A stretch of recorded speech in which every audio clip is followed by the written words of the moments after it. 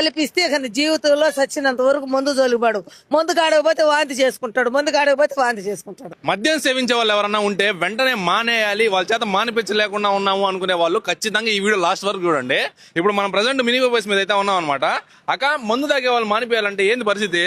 గాడిద మాత్రం వచ్చి ఉగ్గినడు, కంటి మూలిగా సుగంధ పాలేర్లు ఏర్లు వనమూలికి లేసి కాసి గడ్డ చేసి 2 క్వార్టర్ల మందు వాళ్ళు తెచ్చుకుంటే దాంట్లో కలిపిస్తాను. 2 రోజులు 2 క్వార్టర్లు కానీ తాగితే ఇంక జీవితంలో చచ్చినంత వరకు మందు తోలిబారు.